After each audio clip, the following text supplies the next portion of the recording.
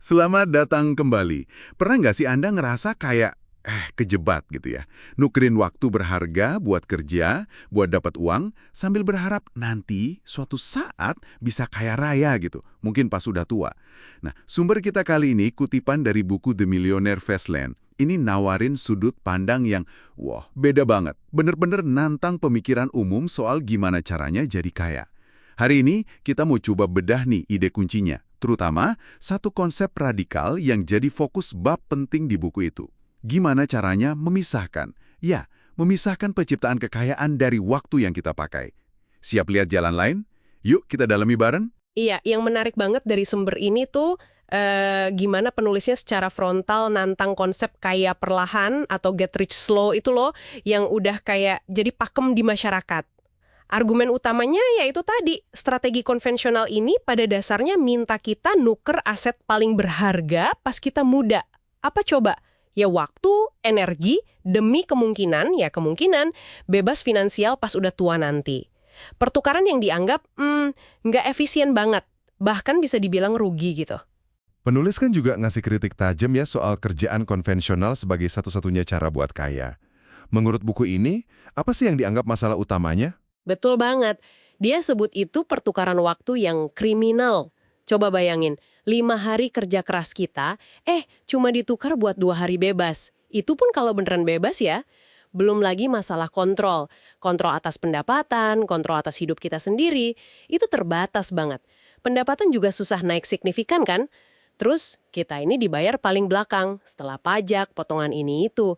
Dan yang paling penting nih, model kerja sama investasi pasar ala slow lane ini secara matematis itu ya terikat sama waktu.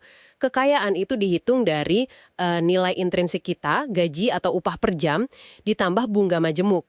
Nah, di situ letak keterbatasannya ya berarti, waktunya itu. Tepat. Dua variabel utama itu gaji sama hasil investasi butuh waktu yang lama banget buat ngasilin kekayaan yang signifikan.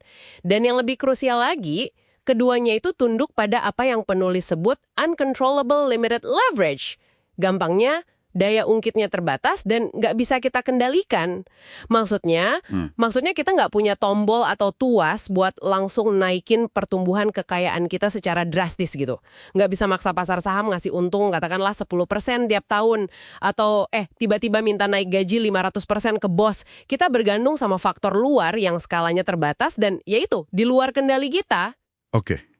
Jadi kalau jalur lambat atau slow lane itu terbatas waktu dan kontrolnya, terus gimana si fast lane ini? Nawarin solusi beda, terutama soal misahin kekayaan dari waktu tadi. Fokus bab itu kan ya?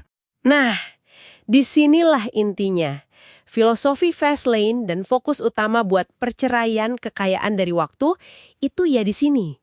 Penulis cerita pengalamannya bangun sistem bisnis. Dia pakai metafora pohon uang. Kalau di kasus dia, itu situs web.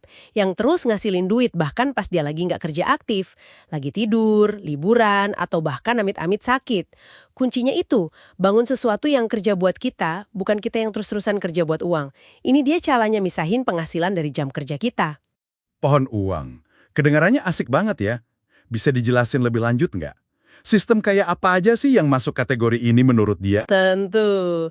Pohon uang ini cuma metafora aja sih buat berbagai jenis sistem bisnis yang bisa ngasilin pendapatan pasif atau semi pasif. Yang nggak bergantung sama kehadiran fisik atau waktu kita secara linier gitu. Contohnya banyak banget.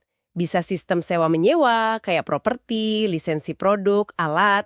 Bisa juga sistem komputer atau internet bisnis online, software, aplikasi, layanan digital.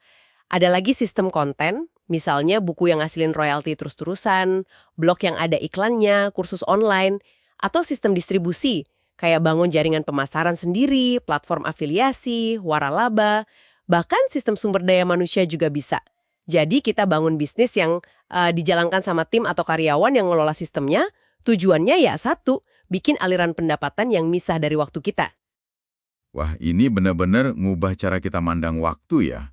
Aku inget penulisnya juga nyindir orang yang rela antri lama banget buat hadiah kecil gitu. Bener banget. Dia pakai contoh orang antri berjam-jam cuma buat ayam goreng gratisan seharga beberapa puluh ribu rupiah gitu. Itu buat nunjukin betapa rendahnya kadang kita ngargain waktu kita sendiri. Padahal menurut filosofi Fastlane ini, waktu itu aset kita yang paling berharga. Dan satu-satunya aset yang benar-benar terbatas, nggak bisa ditambah. Jadi, investasi waktu kita itu bukan cuma buat kerja dalam arti tradisional, tapi buat membangun sistem yang bisa ngebebasin waktu kita nanti. Itu kunci misahin kekayaan dari waktu. Ini perubahan mindset yang fundamental banget. Kalau gitu bisa dirangkum nggak? Apa sih bedanya paling mendasar antara slow lane sama fast lane dalam memanfaatkan, katakanlah, bunga majemuk? Bedanya fundamental banget gini. Slow lane itu ngandelin bunga majemuk sebagai mesin utama buat menciptakan kekayaan. Karena modal awalnya kecil, ya dari tabungan gaji. Prosesnya ya butuh puluhan tahun. Lama banget. Sebaliknya, fast lane itu pakai sistem bisnis buat menciptakan kekayaan secara eksponensial dalam waktu yang relatif lebih cepat. Lewat apa? Ya kombinasi pendapatan bisnis yang tinggi sama nilai aset bisnisnya yang naik. Nah, setelah kekayaan besarnya tercipta, baru deh bunga majemuk itu dipakai. Bukan lagi sebagai pencipta utama, tapi lebih kayak alat buat menjaga kekayaan itu dan ngasilin pendapatan pasif yang stabil dari hasil investasi aset gede tadi. Jadi urutannya beda, fungsinya juga beda. Oke, jadi kesimpulan utamanya dari sumber ini, jalan ke kekayaan sejati itu bukan melulu soal kerja lebih keras atau lebih lama dalam kerangka biasa ya, tapi lebih ke arah membangun sistem. Sistem yang bisa jalan sendiri, yang misahin penghasilan kita dari jam kerja kita. Ini kayak geser mindset gitu ya, dari sekedar karyawan atau konsumen, jadi produser, jadi pencipta nilai. Sebagai pemikiran akhir nih buat Anda renungkan. Nggak peduli kondisi Anda sekarang gimana, sistem kecil apa sekecil apapun, itu yang bisa mulai Anda rancang atau bangun atau kembangkan hari ini. Apa langkah pertama? Mungkin kelihatannya sepele banget yang bisa Anda ambil buat mulai proses memisahkan. Ya, memisahkan. Walau cuma sebagian kecil aja dulu penghasilan Anda dari jam yang Anda tukarkan buat kerja. Ingat aja, bahkan satu unit aset produktif kecil yang Anda ciptakan atau punya itu udah bisa jadi bibit buat pohon uang Anda sendiri di masa depan. Wah, dalam banget ya buat dipikirin. Terima kasih banyak udah membedahnya bareng kita. Sampai jumpa di pembahasan mendalam berikutnya ya.